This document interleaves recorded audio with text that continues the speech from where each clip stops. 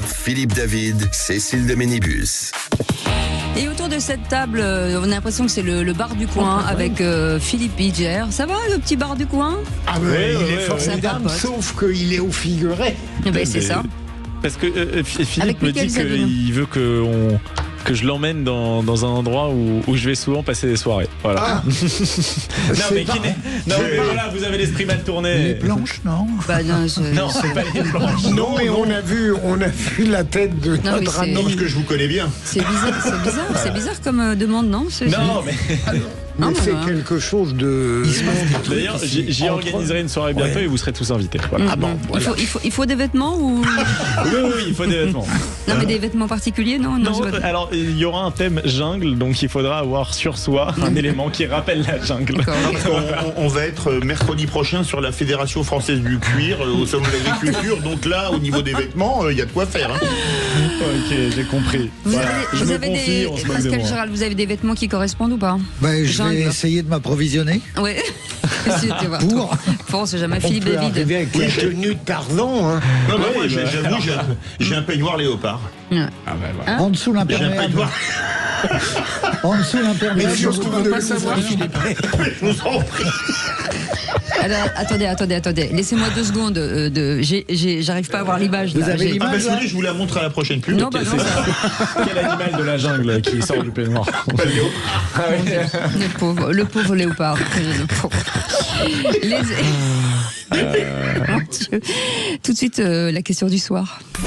À un moment donné, il faut faire péter la cocotte minute parce que sinon, les agriculteurs ne vont pas s'en relever. Il n'y a pas de menace, il y a une forme de cri de détresse, il y a une alarme qui est activée. Nos agriculteurs n'arrivent plus à vivre dignement de leur travail. On leur impose de mettre 4% de leurs terres en jachère, alors que l'Ukraine nous importe des denrées dans des proportions que nous n'avons jamais vues. Si on veut être les plus beaux du monde, les plus verts du monde, et qu'on apporte notre nourriture de l'étranger, ça n'aura absolument aucun intérêt. Et c'est au président de la République de le faire, parce que le ministre, depuis des mois, se débat avec cette mesure, sans résultat.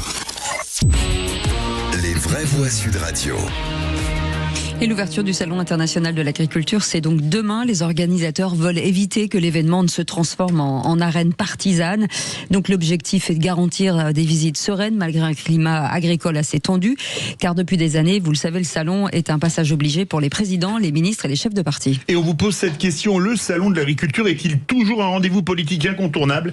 Eh bien, vous dites non à 64%. Vous voulez réagir? Le 0826 300 300. Et c'est le cas, puisque ça sonne déjà avec Béranger qui est avec nous, qui nous appelle de Dordogne. Bonsoir Béranger. Bonsoir. Bonsoir les vrais voix, bonsoir les auditeurs. Bonsoir. Béranger, vous pensez que c'est toujours un rendez-vous politique incontournable? Oui. D'ailleurs, je suis surpris par les résultats de votre sondage, de votre consultation. Alors, c'est pour ceux qui votent sur les réseaux sociaux, hein, donc c'est pas tout le monde, bien sûr. Bien sûr. Mais oui, pour moi, c'est toujours un rendez-vous politique, parce que vous allez voir qu'une fois de plus, le personnel politique va s'y presser pour aller serrer des louches. Et donc, pour moi, c'est évidemment, ça reste un sujet d'importance. Mais cette année, j'ai vu que la coordination rurale, il me semble, avait demandé au président de ne pas trop s'approcher de leur stand. Ah oui, d'accord. Ok. Oui, parce qu'il était en gros, il n'est pas le bienvenu au vu des événements qui se sont produits ces dernières semaines sur le Mercosur en particulier. Donc voilà, moi j'espère que ça sera l'occasion une fois de plus d'expliquer que les décisions prises de manière quasiment unilatérale par l'Union européenne, qui vide nos capacités de souveraineté alimentaire, et puis de décider qu'est-ce qui entre sur notre territoire ou pas. Et ben j'espère que il y aura un rappel à l'ordre un peu sévère envers la majorité en tout cas, quoi, et peut-être même des oppositions, parce que franchement ça a bullé grave, si vous me passez l'expression, à l'Assemblée nationale. Il y aura forcément un peu de crispation. Benoît est avec nous de Limoges. Bonsoir Benoît. Bonsoir. Bienvenue sur Sud Radio. Quel est votre avis, Merci. Moi, je vais rejoindre un peu Béranger. Je pense que c'est toujours un rendez-vous incontournable. Et puis encore plus maintenant, là, en période d'élection, bientôt présidentielle, donc il faut qu'il se montre. Le problème que moi je trouve essentiel, c'est que c'est surtout de la com, en fait, pour dire que ils sont proches de nos agriculteurs, alors qu'au final, on voit que les résultats sont pas là. Je sais pas, je crois que c'est celui qui disait que l'élevage et l'agriculture étaient les deux mamelles de la France. Voilà. Là, il me semble. Hein. Donc je pense que c'est toujours d'actualité. Hein, et comme ça fait partie des choses qu'on ne doit pas céder, comme la Syrie, comme plein d'autres trucs de production qui sont des vraiment importantes. Et je trouve ça assez triste en fait qu'ils s'en servent surtout de tremplin politique pour leurs élections, pour réussir à exister. Alors, et à côté de ça, les laisser tomber complètement au profit justement de la. Alors j'entends bien la balance commerciale, l'intérêt, exportation, importation, PIB, machin.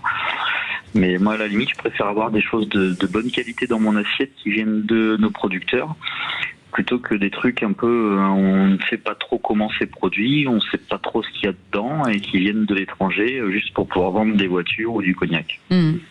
Alors c'est quand même cette édition est particulière puisque il y a vraiment un encadrement. Les visites officielles ne pourront plus commencer avant 8h. La délégation politique, les délégations politiques sont limitées à 25 personnes. Pas de tractage, des parcours sécurisés. On est vraiment dans un contexte très particulier, Philippe David. En même temps, je rejoins totalement nos deux auditeurs. Il serait dramatique que les politiques, quelle que soit leur tendance, au moment même où la crise agricole perdure et n'est pas réglée à l'évidence, décident de s'abstenir de ce salon.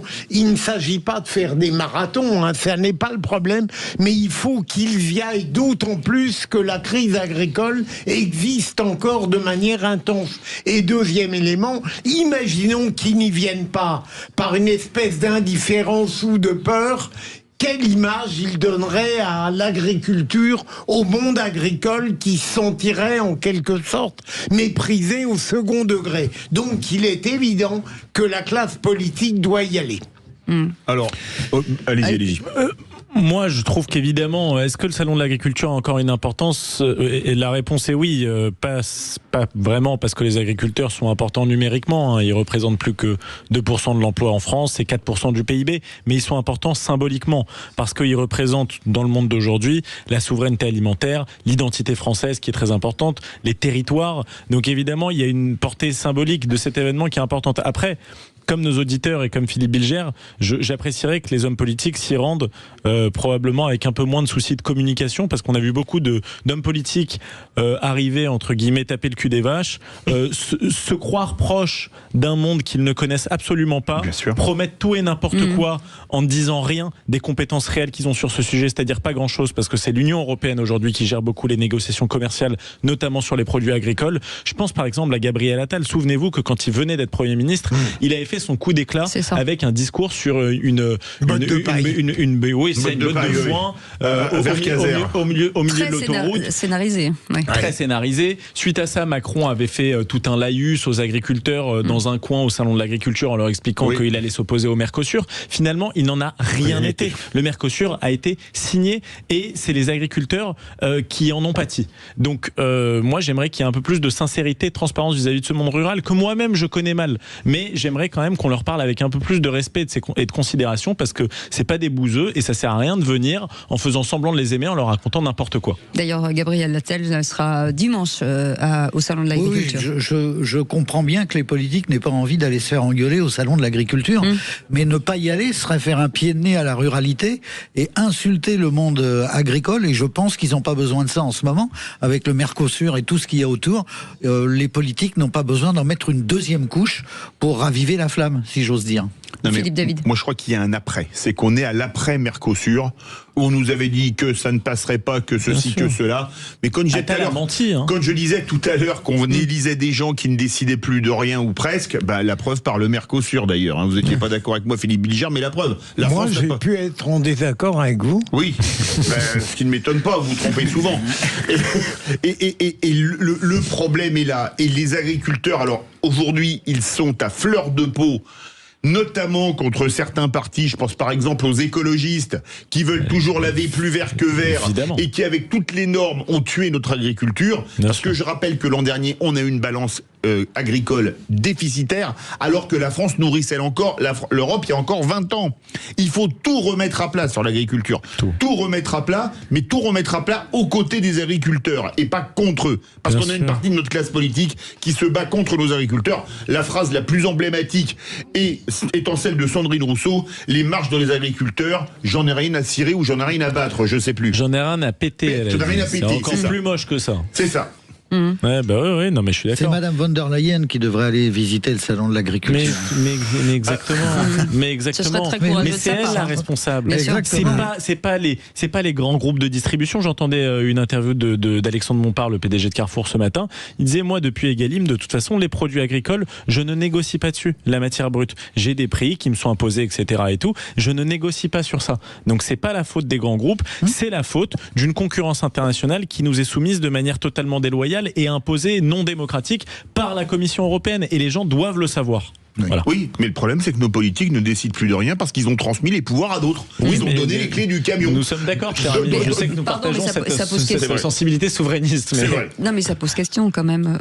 Si aujourd'hui, à l'avenir, c'est-à-dire que quoi qu'il arrive, on ne pourra pas décider de notre propre sort, il va falloir trouver des solutions. Mais évidemment. Parce qu'il y a un moment, il faut quand même désigner des responsables. Parce que si les agriculteurs vont voir Macron en lui disant, mais je comprends pas qu'est-ce qui s'est passé sur le Mercosur, il peut dire, c'est pas de ma faute, c'est Ursula von der Leyen. Donc si vous n'avez pas cette connexion et ce lien de responsabilité, il n'y a plus de démocratie. Mais rappelez-vous, c'était la faute de l'Italie parce que l'Italie avait changé son vote au moment de la trêve des confiseurs. Bien sûr. Mais c'était de la faute de l'Italie, c'était pas de notre faute à nous. Bien sûr. Merci les amis, j'en profite pour vous dire que la semaine prochaine, Sud Radio sera donc en direct au Salon international de l'agriculture. Ça commence donc mardi avec la France dans tous ses états. Perico Légas sera sur le stand de la région Occitanie. Et nous, avec Philippe David, mercredi, les vraies voix avec l'Alliance France Cuir en direct du stand de la race Aubrac, c'est dans le hall 1. Et puis vendredi, la matinale avec Maxime Liedo sera sur le stand de la coopération agricole et bien sûr avec, je dis bien sûr, mais non, mais avec la ministre de l'Agriculture, Annie Genevard. Vous restez avec nous dans un instant. La petite phrase du jour, on en parle dans un instant. Sud Radio. Sud Radio. Parlons vrai. Parlons vrai. Sud Radio. Parlons vrai.